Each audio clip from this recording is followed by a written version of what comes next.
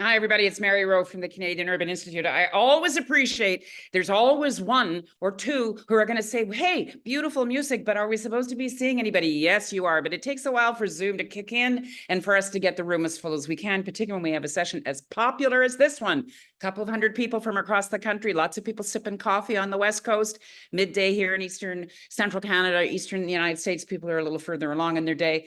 But what a great moment for us to have a chance to have this conversation about the future of downtowns, and particularly on the day following the release in Canada's capital of Ottawa, a strategy around the recovery or future or reimagining of Ottawa's downtown, which we've now, to paraphrase the late Peter Herndorf, we are now calling it Canada's living room. He coined that phrase when he did an extension to the National Arts Centre. He wanted it to be Ottawa's living room. And so I've copied him and said, let's understand and let's be clear that in fact Ottawa is Canada's living room. So I'm delighted you would join us. I'm back in Toronto today. I was in Ottawa yesterday for the launch of that report and to have a chance to celebrate with all the partners that were engaged in creating that, a couple of whom are on the call today.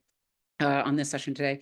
But I'm now back in Toronto, which is the traditional territory of many First Nations and Métis nations, and particularly home to, covered by Treaty 13 in Williams Treaty, and particularly home to the Mississaugas of the Credit, the Anishinaabeg, the Wendat, the Huron-Wendat, the Chippewa, and the Anishinaabe peoples, and the Haudenosaunee. And we continue in Canada, and we'll be interested to hear from our American colleagues, to the extent to which you're also coming to terms with this. We are continuing to look at what reconciliation needs to look like in urban environments and how we acknowledge, celebrate, and affirm the ancestral territories upon which we all occupy. And you'll see lots of people in the chat are checking in, indicating whose ancestral territories they live in, and also the exclusions of urbanism that have excluded other folks in various kinds of systemic ways. So, and downtowns are an interesting part of that conversation, I think, because part of what we're suggesting, I think, in all of our work here is that downtowns need to be inclusive of everyone.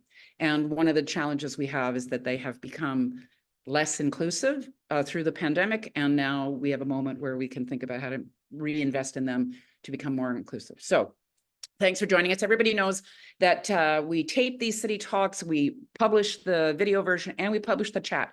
So please feel free to engage in the chat, put your questions in there. Remember that whatever you put there, though, will be publicly shared. And we always, I always joke about it, it's kind of a parallel universe on the chats on City Talk, because you often put ideas over there and questions and challenges, and then you all start to respond to each other. And so you have to be a good multitasker to be an effective City Talker with CUI. So thanks for doing that. It's always a really rich conversation for a clean, sharp hour. So specific to this topic, as I suggested, is the future of capitals. How do capital cities vary in terms of their composition and their assets and their challenges? And as I say, we're fresh off launching that Ottawa piece, which of course is a part of a region. And we have someone here who's going to participate with us who actually is part of a federal agency around a region, the National Capital Region. For our American viewers, just so you know, Ottawa is actually located adjacent to another city, the city of Gatineau, Ville de Gatineau, en français, two provinces, Ontario and Quebec, sharing a watercourse and sharing all sorts of assets. And so again, part of the theming that we see in all of our work at the CUI is increasingly we are operating as regions. Even if we don't have a regional government, it may not actually be necessary, but we have a kind of watershed, ecoshed, shared set of landscapes that create the region. And the question now is, how do you prioritize investments in those regions to strengthen that capacity to be resilient and economically vibrant and all the things that we know are important to cities. So, and important to countries and important to how we function. So really pleased to have a couple of colleagues with us. I'm going to ask them to all put their cameras on. A couple of colleagues from the US is what I was going to suggest, mention. And if I could ask them all to put their cameras on so that everybody can see everybody, and you can see we've got a really terrific group of folks here. For those of you that haven't been up all night like Su Ling Ching has been, responding to media inquiries and continuing to look at the implications of the report that she just underwrote and created with us. If you haven't, go to livingcapitalottawa.ca. My colleagues at COI will put it in the link, and you can have a good read and see about where Ottawa is going. And we're where we hope Ottawa will go, because it has to be As we always say, city building isn't for the faint of heart, and it's not a single job for one person. It's a lot of partners. And so who better for us to have join us here to talk specifically, if we could, each of you, about, when the questions we've always framing with City Talk is what's working, what's not, and what's next. And we're interested particularly in the challenges that we're seeing in downtowns. And then I guess on top of that, is there a particular kind of challenge that we can anticipate in a capital city? So we're really pleased to have a deputy mayor with us from Washington, D.C., which is, as I said to Nina, we invoke Washington often in Canada and certainly in Ottawa. Yesterday, your city was mentioned several times, your district. And I was lucky enough to be in Washington, D.C. for the Canadian Urban Institute's counterpart, the Urban Institute in the US, had a big annual dinner, and you spoke at it. And I came right up to you and said, wow, we need to have your perspective if you can come up to Canada and be part of something that we're talking about for Ottawa. So Deputy Mayor, we're really, really happy to have you with us, and ask you to open your mic and just give us a little snapshot. And also just remind people, you have you bring a lot of different experience to your role. So we'd be interested in a little bit of that, and then a little bit about what you see as the challenge that you're facing in terms of Washington and particularly downtown. So welcome to City Talk. Really glad to have you, Nina. Well, thanks so much. I don't know if I can talk as quickly as you do, Mary, so everybody can take a breath a little bit while they're listening to me. But I do have a lot of different perspectives when I came into this role. I see Sujata here, who has a metro map behind her from San Francisco. I used to work doing what we call joint development or transit-oriented development for the Washington Metro Region Transit Authority. So I have that as background. I have also worked as a real estate developer, but most recently I worked for the federal government, and so have met the Canadian counterparts who run the federal real estate portfolio, or the Canadian real estate portfolio. And so that's what I did in the District of Columbia. For the country. I was located here in Washington, D.C. And so coming into this role now, I have the transit perspective and how to recover and the concerns about transit, as well as the importance of transit. There's some new trends emerging in how people are using transit. So that's something that I bring to the table. But I think most importantly is the background that I have in terms of the federal impact and their return to office policies. And now sitting in the role that I'm in, the question, those impacts, how it impacts the private sector's own telework policies, quite frankly, because the private sector has a huge interface, the two cultures of the federal workplace and the private workplace, kind of feed off of each other here. And so as a result, downtown DC is 87% commercial office, which is a huge concentration of office. We see that in other parts of the city that are much more mixed use, where there's a mix of residential, office, retail, and entertainment, that those submarkets have rebounded. They're much more resilient. And it's the huge concentration of office in our downtown that is just really deadening the downtown. And we are, like in Washington, D.C. already, our tourism and hospitality business is back. The entertainment industry is back. Restaurants actually we have net new restaurants opening in Washington.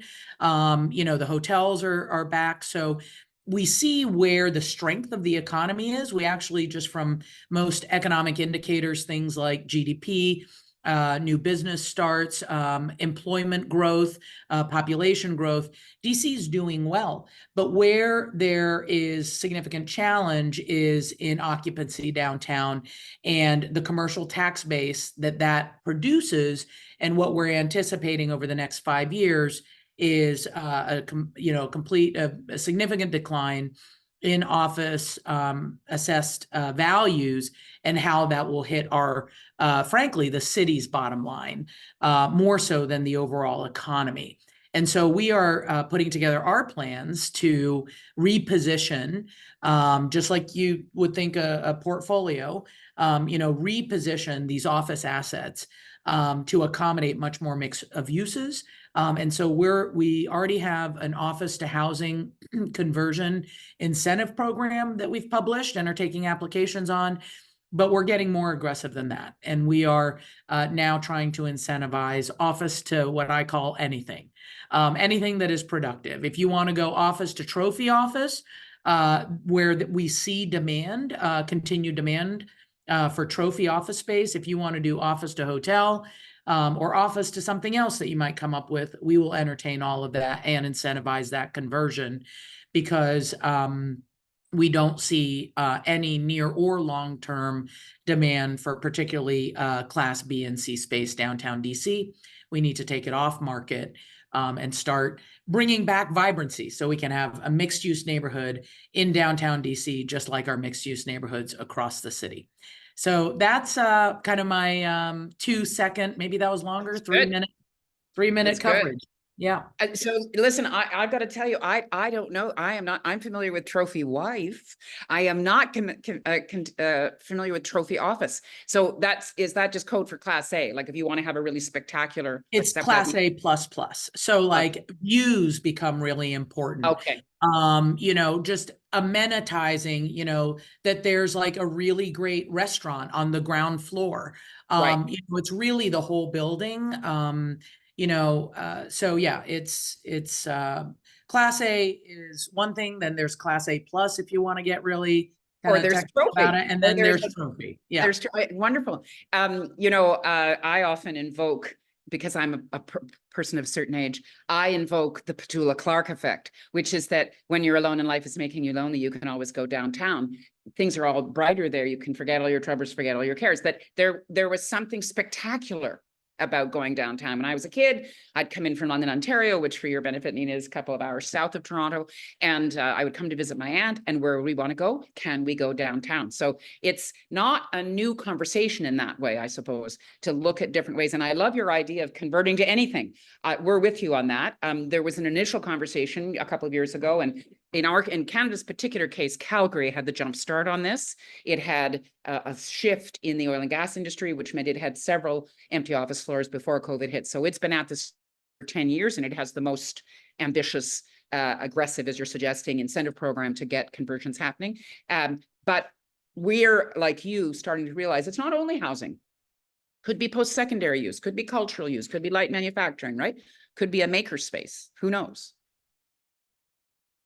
You're muted there. Just keep yourself off mute. No, so just a couple quick things. I mean, we've been talking to a lot of, sort of thought leaders in, kind of the urban planning space, and almost unilaterally, everybody sort of reinforces that downtowns are where people go naturally. Like if you're coming to discover a city, if you want to, go to a restaurant, the natural inclination of all of us that have, kind of grown up in the built environment will go downtown, because that's where you anticipate the hub of activity to be. And so I think on average, downtown of any town, small or large, 70% are visitors. They're not people who are occupants there. So when you think about that, the importance of the vibrancy of downtown becomes even more important, because that's the first touch, the first impression, and the reason that people might come back. So vibrancy continues to be important. We are looking at short-term and long-term activations to make sure that when people come downtown, again, they're getting what they expect. But the other point, there are two other points that I just wanted to share, which is that downtowns are resilient because there is that continued foot traffic that wants downtown to be vibrant. So if something isn't working now, you can insert and try new things and see what catches. So the resiliency is a function of the fact that people continue to come and visit, because that's their expectation. But the real thing that now that we have an opportunity to do, this is a pretty cataclysmic shift in land use and how people are using, buildings and cities, probably akin to when the time that, the automobile started to shift, land use patterns, and we had to recover from that, and we're having to recover from it again. But to me, the real question that we have an opportunity to tackle is how do we, reinvigorate downtown equitably? And for our downtown, I mentioned it's 87% commercial office. We're not going to be displacing anybody by introducing more residential and other uses. And so what I'm really looking at is, we have plans, the real estate process and investment cycle is long. So it's going to take some time to actually execute. But that also gives us time to be really thoughtful about how to make sure that what is brought to the table and what is being, what downtown is being repositioned into is repositioned for, a broad spectrum of people and users and residents. It's interesting. You mentioned this when I was in DC 2 weeks ago about that in many ways you have a kind of not a blank slate, but you have a kind of opportunity because of these assets, and you're not displacing. I mean, you might be displacing, there's a certain concern of displacement, obviously. And I'm actually going to go next to Sujata because I'm interested to hear what the perspective would be from the West Coast. But so we're being polite Canadians. I'm making sure the Americans get in first. And then I'll come to the rest of you. But I am interested this notion that if you have an opportunity to innovate and try some things, because you've got these assets that aren't, and you're not having to push aside a whole lot of other uses. So let me just next go to Spur, if we could. We are great fans of Spur and your colleagues, Sujata. We've talked with you many times through the pandemic, certainly.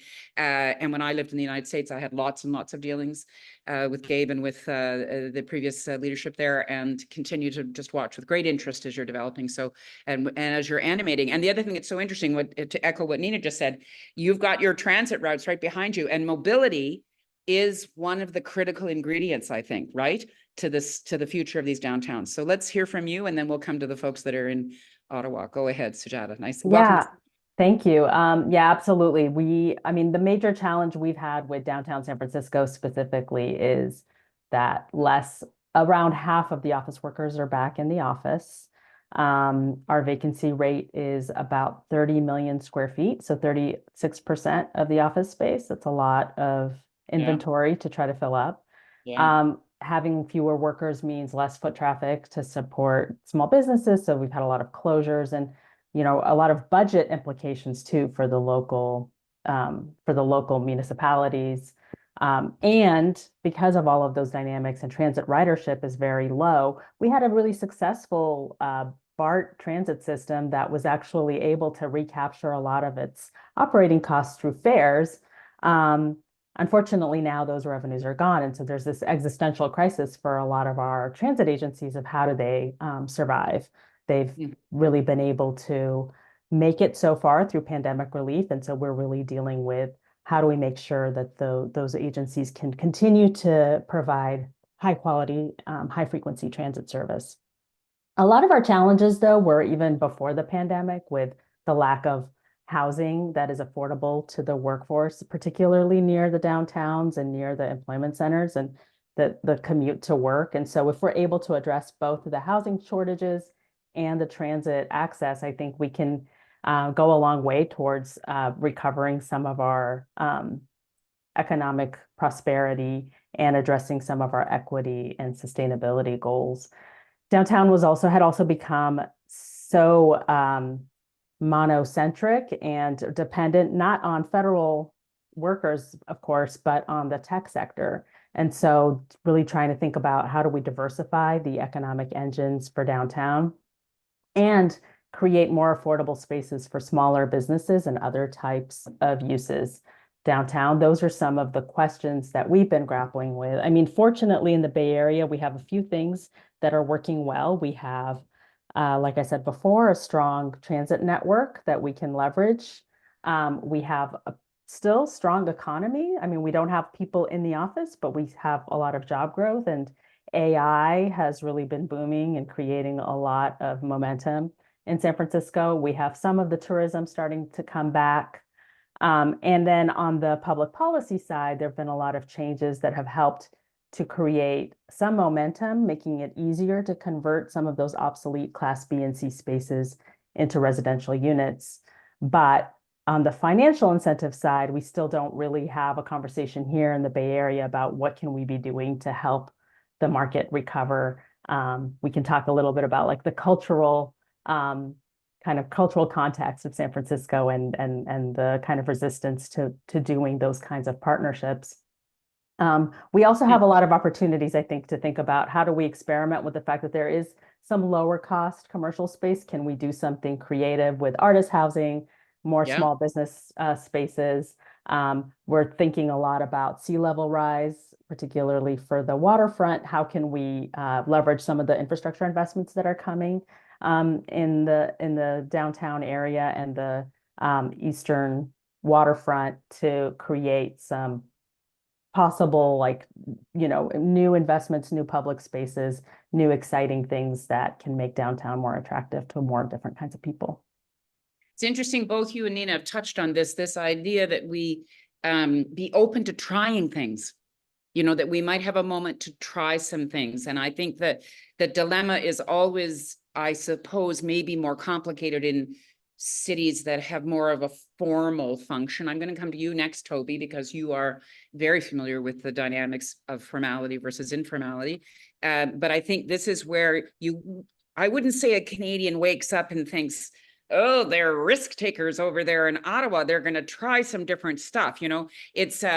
It's an interesting challenge, I think, to a city like a capital about how much risk taking you can tolerate. But Nina, you were just suggesting you've got all these assets, and Sujata's saying the same thing. You've got these really strong assets, and I want to come back to talk about transit, Sujata, because I think one of the challenges we really see in Canada is people, because of the affordability issue, started to live further and further and further away from downtown, and boy, oh boy, oh boy, they don't want to get back onto a transit system that's not pleasant, or that they just, and it's a sort of doom loop on transit. So I'm going to come back to that. But Toby, can I come to you, please? Can you just, for our American colleagues too, and maybe for people listening, just remind people what the NCC is and a little bit about the fact that you've had a couple of different roles, and then tell us what your sort of picture is as you look at Ottawa's downtown. You happen to be there. I'm looking out your window at it. So nice to see you. Thanks for joining City Talk.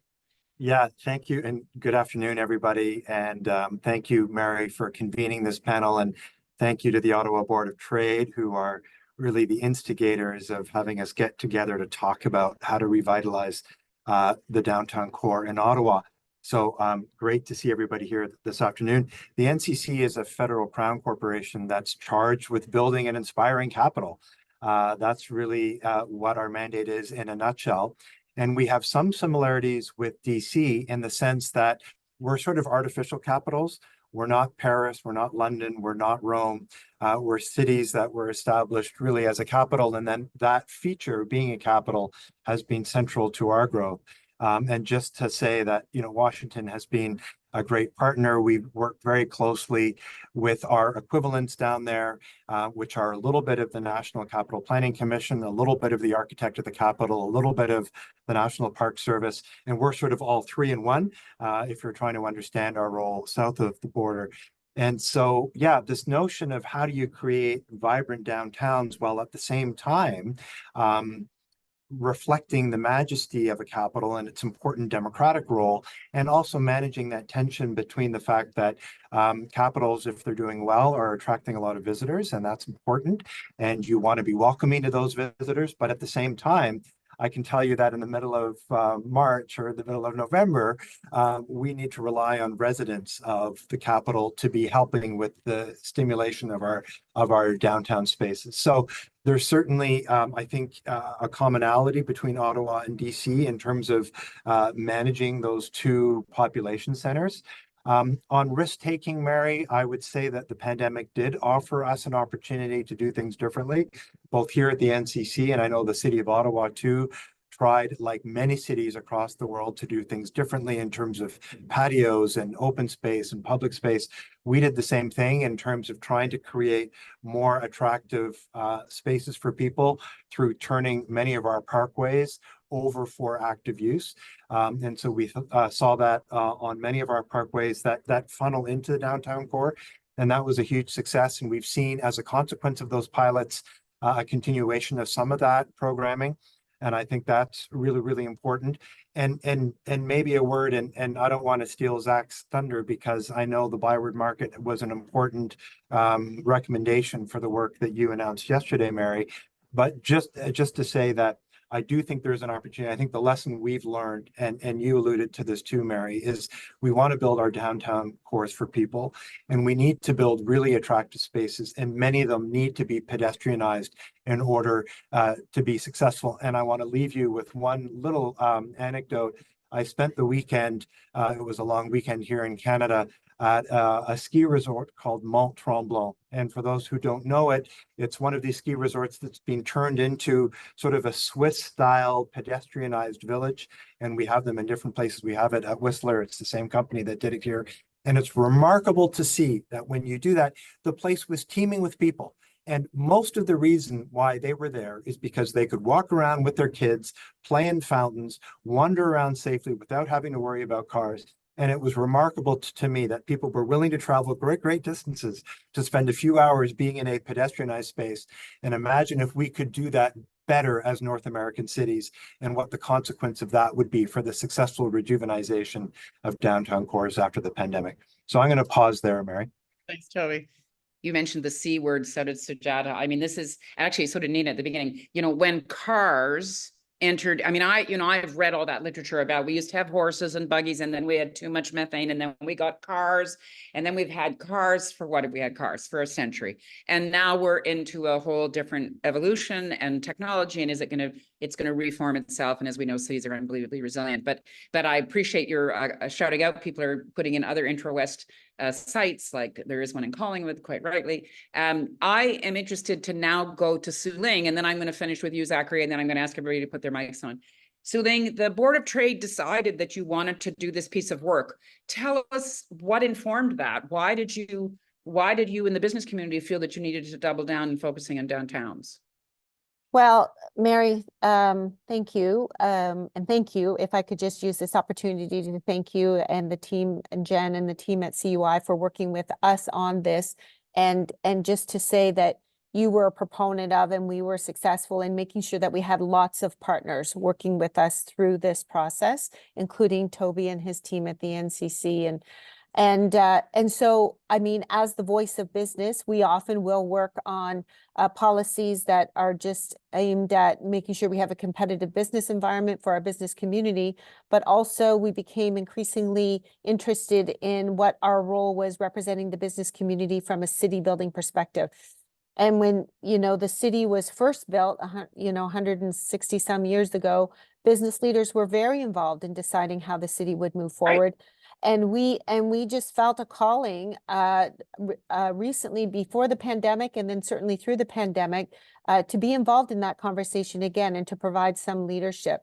Specifically, we saw a big risk with our downtown, not unlike what Nina had mentioned, where our downtown is a business district, but over 50% of it is public service. And when we changed the workforce strategy, it just immediately overnight flipped the switch on what was happening in our downtown and our ability to support the businesses there, to maintain some vibrancy. And I think even pre-pandemic, there was some question around the even though it's a gift and a blessing to have the public service here, that there was an opportunity, should I say, to even extend the vibrancy more outside office hours. And so we saw two things. We saw a risk if the hybrid work strategy was maintained, and it has been so far, but we also saw an opportunity to become more vibrant, more diverse, and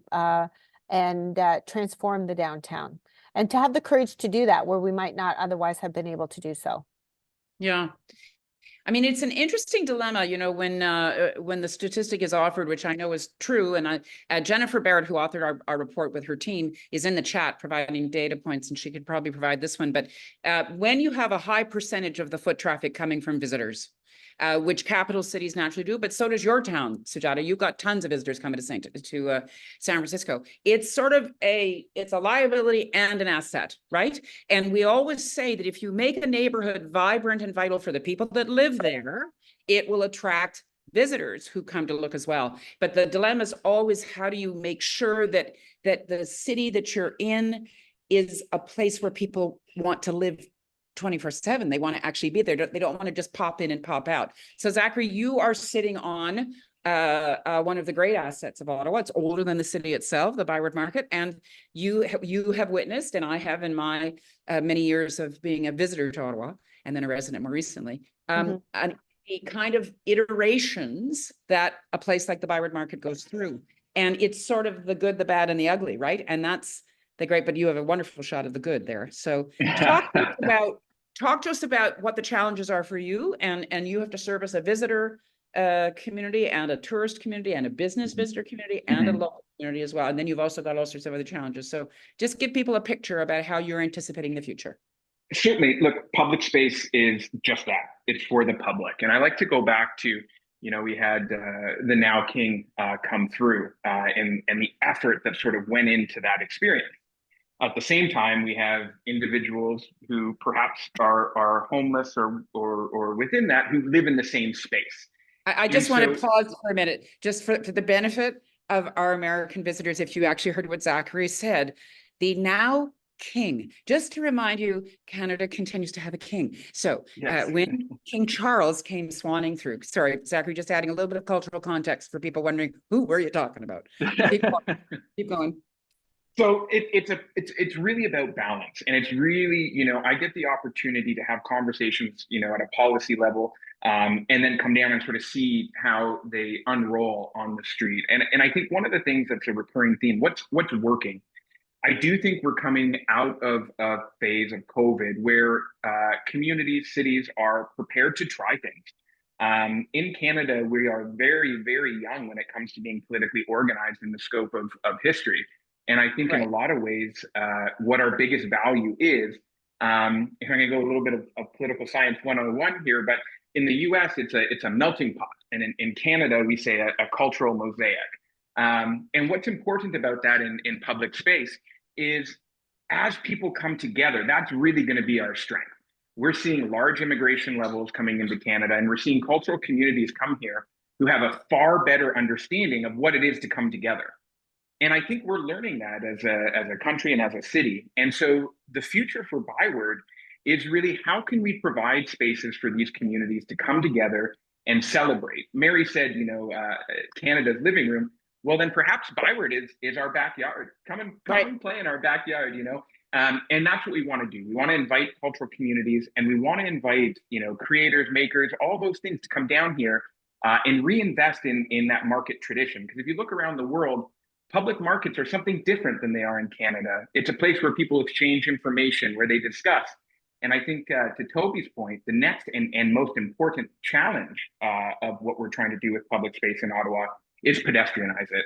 The car and the pedestrian is not something that is really in a lot of Canadian planning discussions. How do we keep them separate is part of that. But I think we're seeing some really interesting things. And I'll end on saying, if you're interested in sort of seeing what the city of Ottawa is planning for Byward and where we're going with that, the city has really put together a really ambitious public realm plan for the Byward Market district, which includes a lot of pedestrianization and includes sort of creating that table for people to come and gather around.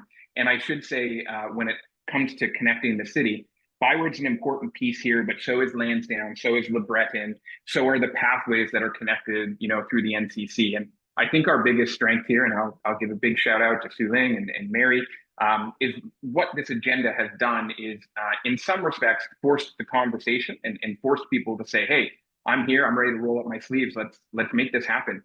We have a lot of opportunity coming out of COVID, but I think we also have a lot of work. Yeah, I mean, that's the thing, part of if I could just have everybody on the screen now, because this is what I always affectionately call the bun fight section. So Wendy, if you can just put everybody up on the screen, so it's Hollywood Squares time, and I'll ask all our panelists to open their mics. This is kind of the dilemma that I think we're facing around shared uses, right? So how do we make sure that, and I'm interested, I'll just come back to you, Nina, for a second. I lived in the US 25 years ago when Washington, D.C. was not what it is today. And it feels to me like a lot of what happened there, tell me if I'm wrong, is that local business folks and local neighborhoods started to get very engaged in not just letting things happen to them. Do you know what I mean? It was a moment of real realization that they could make their neighborhoods and make Washington as a whole a city for them. And can you talk to us a little bit about that transition? Do you remember what I'm talking about? Am I wrong in my perception that there has been a significant transition? Well, DC is kind of interesting because it was a federal city and, Right. controlled in many ways by the federal government. And then I think the history is we got home rule in the 1970s or so. Maybe it was even later than that. But Right. anyway, that's really when you saw DC start to kind of, take control of, how the city functioned, number one, but then also like how it was designed and who it was for. And so the business community specifically, as we as a city and kind of the operations of city started to kind of start up and mature, the business community set up a variety of different structures, not least of which are the business improvement districts. Yeah, we of have which we have just so you 13. just so you know, Nina, Canada, we invented those. Just saying. Yeah. Toronto, they Well, we started. copied them. Yeah, that's good. And we have 13 of them throughout the District of Columbia. The two biggest ones are downtown, but there's, kind of a number of others that made sure that there's like marketing, branding, and then that Right. curation of an experience or of a neighborhood or a community, at that local level. And so I think there was, through the business improvement districts, like quite a bit of like local empowerment of businesses and community coming together. And so over the years, DC now has 39 very distinct neighborhoods. I don't want to say it's because of the business improvement district. It's just these natural clustering and commitment to, and empowerment at that neighborhood level. Right now, what we're learning that we have to do is, like I said, there's 2 business improvement districts that govern or that cover the downtown. We're actually talking about how to break that up into even smaller submarkets so Same. that you can get that dynamic and also intimacy between businesses and community that really leads to much more innovation. And, we've been talking about this moment and how it's going to require some nimbleness and ability to try and innovate.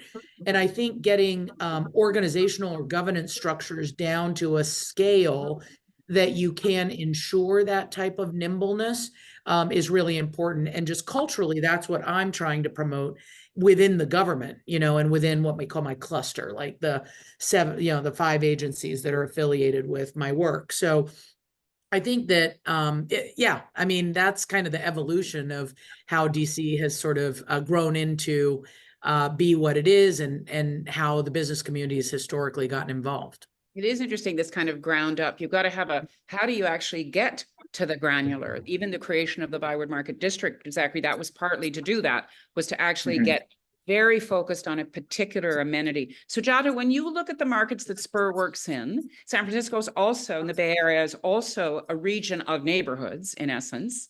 Have you seen, and I think you have the same challenge, that it became too expensive for lots of people to live there or to open a business there. So how do we deal with that? The place gets hot and then it's too expensive.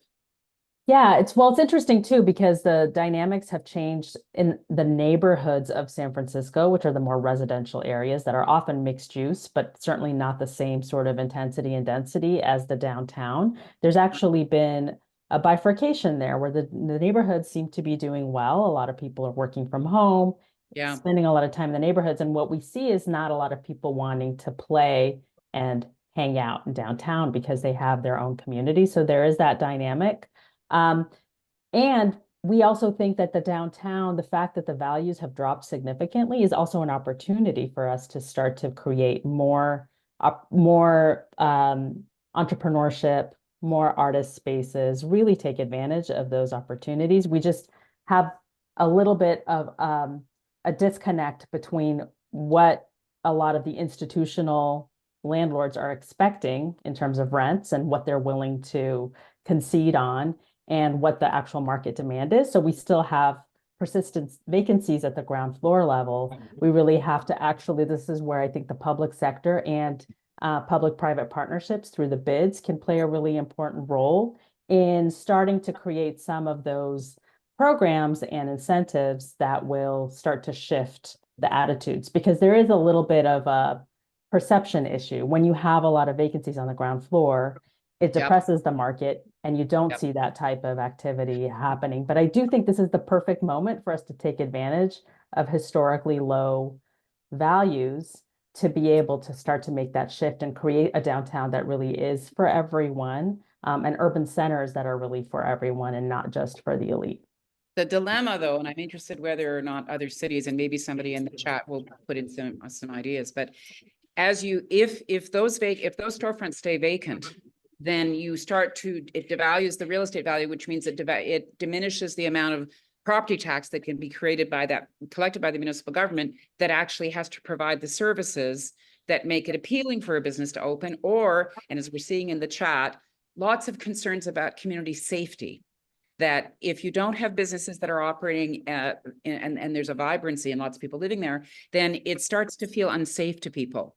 And I know that American cities are dealing with this the way we are. We have a much more visceral presence of people who are homeless or dealing with mental health and addiction challenges and aren't necessarily getting the supports that they require. And so that also is a dynamic that's affecting the perception potentially, but also the reality of operating a business on a main street. So how do we deal with vacancies? Anybody got a thought on that? It came up yesterday in the press event for Suling's report, a concern about an iconic street in Canada, Bank Street. Every Canadian city has a version of this. You in American cities do too, of a particular street that's particularly challenged. So what do we do? If I can add in on that, because again, in Byward, I just looked at this of our census that we did, where we go and measure sort of the vacancies. We had about a 9% vacancy in Byward last year, which is quite low in terms of other areas and what we're seeing. And there's some reasons for that. But one of the things that we've noticed, and this is the benefit of the district authority, and it's sort of a nuanced point here. A district authority or a central authority is given sort of powers to generate revenue in a variety of ways, whether that's commercial tenancies or whether that's patio revenue. And one of the unique things that we have under our portfolio is some small scale commercial operations. And what we've been able to do is we're not going to impact the market by doing pop-ups and low scale rents in these locations. We just don't have enough. But what we are able to do is show people what's possible at a very affordable entry point. So a lot of the pop-ups we do in that vacant storefront are 3 months, they might be a year, but the hope is to transition them and their business model into a market commercial space. And this report is calling for a business incubation district. It's again, an opportunity to do collaborative retail. Nina, what do you call it when you're trying to support independent businesses so that you don't end up with just a bunch of chains, national chains, to come into these spaces? How do you actually foster local economic development? Well, we are incentivizing pop-ups for anything between a month up to 2 years. And we're working with property owners. So the marketing that we're doing at the local level is really to both artists as well as to businesses. And we have, I think, a market that's kind of similar to the one you run, Zachary, which is, really geared towards food. But we don't have that same kind of pop-up marketplace for the retailer or for the artist. And so we know that there's pent-up demand, particularly from artists, for space and a place to. So we're concentrating. We're really focused not on just like put retail anywhere there's an empty space, but really concentrate certain activities so that sense of vibrancy is really there. It also allows the property owner, even though they might not be collecting rent, they're also not foregoing their property. So they still control the timeline and the access to that property. So the other thing too, by the way, I've really been thinking a lot about our role as a capital city. And we have World Pride coming to DC next year, and trying to take that international festival and invite international businesses to come in the pop-ups, for the month before up to a month after, however long they want to be, if they want to test the American market. I've also been reaching out to embassies that have a permanent location here, and they're cultural attaches that don't necessarily need to make a buck, right? It's not sales driven, it's more brand driven. And so that's another way, just again, like curating sort of an experience of, hey, when you come to the capital city in Washington, D.C., you get exposure to the world. And it's done, yes, it's through the retail space that we have available, but it feels more curated and intentional than just, different things popping up. So again, taking a look at what our assets are as a capital city and saying, we have an international brand and presence. How do we leverage that and play off of that? Is there a community where there's existing demand for these spaces?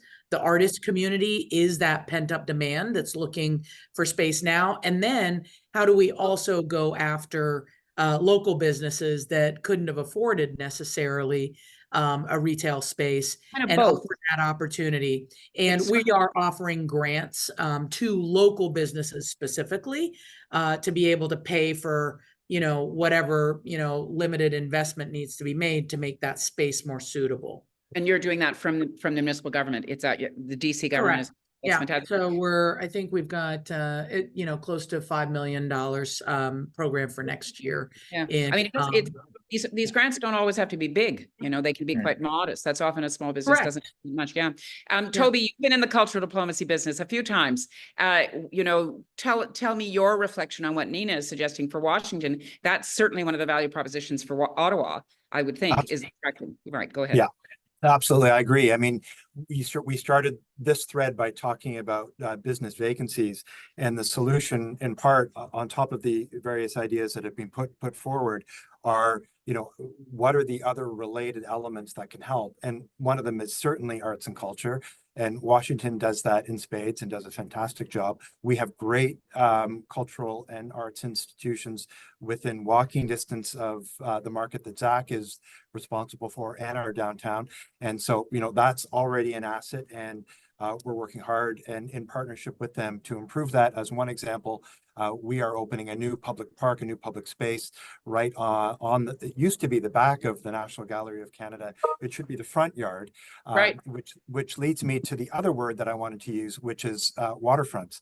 And, that's another asset that, we're seeing, again, cities across the world starting to do more. They used to be, these industrial outputs that people ignored, and increasingly, and we're certainly doing this in Ottawa, is embracing our water, finding moments to activate our shorelines and waterfronts, bringing people to them, whether it's through passive opportunities, terraces and patios and bars and restaurants, or active as we did last year with opening River House, which is a swimming spot. We're doing that again on the west side of Ottawa next year. And so, really trying to marry both arts and culture, shoreline waterways.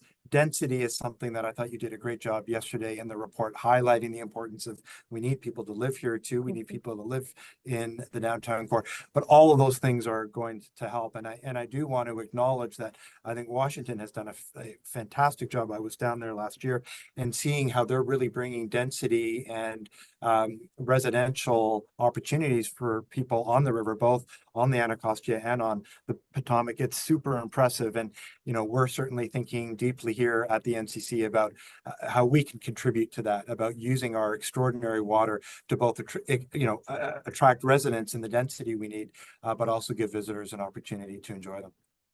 Honestly, I could just have you guys on this all afternoon. You don't have any other meetings, do you? Can we just, hang on? Don't worry, I'm going to release you in 8 minutes. Su Ling, your members are concerned about investment. They're concerned about whether or not we're continuing to attract investment and actually build a kind of business infrastructure there. Yeah. What do you, in terms of the emphasis you placed on the report, what do you see as the priorities? What are your members telling you they're most concerned about? Yeah, and if I could just back, up to the vacancy question, how do you fill vacancies? And part of the reason why I think we did this report is because you can fill vacancies through vision. And so part of the reason why we did this report, it's not that this is going to, it's not that every single thing in that report's going to be done perfectly the way we did, but we can use it now as a platform to marry the good work of the NCC, to marry the good work of the Byward Market, you know, and other economic partners, and sew them together so that everybody can see where everyone else is going and that they can be inspired by it.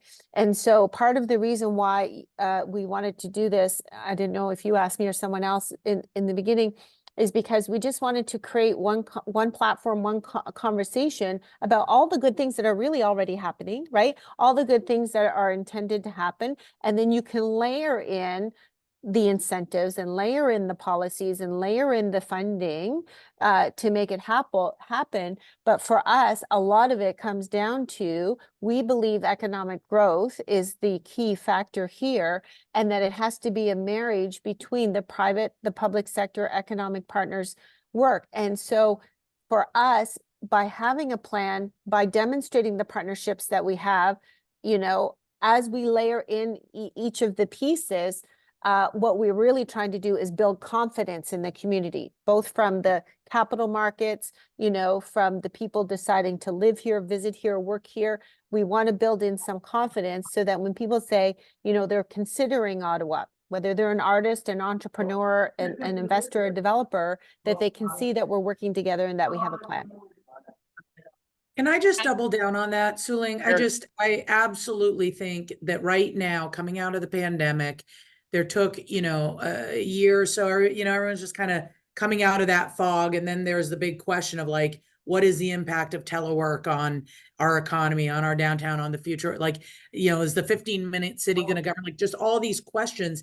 And then from the business community, very significant concern, because, you know, they're, you know, sort of analyzing their health on a, you know, constant basis. And, you know, the world just can't shift quickly enough for them to recover. And so I have found that I've been in this job for about 7 months now.